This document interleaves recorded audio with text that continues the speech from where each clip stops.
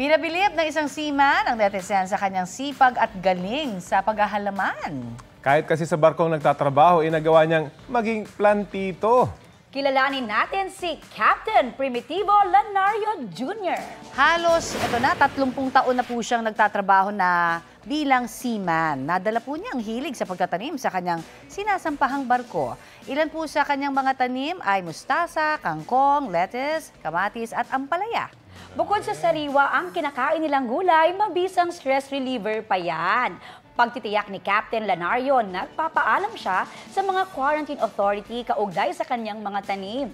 Idinedeclare niya rin ang mga halaman bago pa dumating ang barko sa trading port sa West Africa. Kaya pinapayagan naman daw ang kanyang paghahalaman sa barko. Noong una, siya lang daw yung nagtatanim sa barko hanggang sa tumulong na rin ang kanyang mga kasama.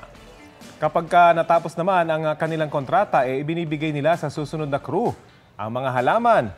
Nako, talaga namang wow! Nako, gusto ko galing, yung mga ganyang super green May tangga. ampalaya Kasi, pa. Yes. kasi Ang pagka dami, nasa dagat ka, may salt water eh. Oo, Di totoo ba yan. mahirap mag-grow ng ganyan, pero ang galing. Pero tignan mo naman, basta gusto, may paraan, di ba? Kaya wala talagang dahilan para hindi mo tayo makapagtanim, di ba? Correct. At May mukhang libreng gulay siya, ha? Correct. Kapag nasa barko kasi, nakikita mo lang puro metal. Oo, ito Pero ang naman sarap, greenery. ang sarap makita na may greenery doon sa loob ng barko. Ang galing. Congrats po sa inyo. Kapuso, para sa mga maiinit na balita, mag-subscribe sa GMA Integrated News sa YouTube. Sa mga kapuso naman abroad, subaybayan nyo kami sa GMA Pinoy TV at sa www.gmanews.tv.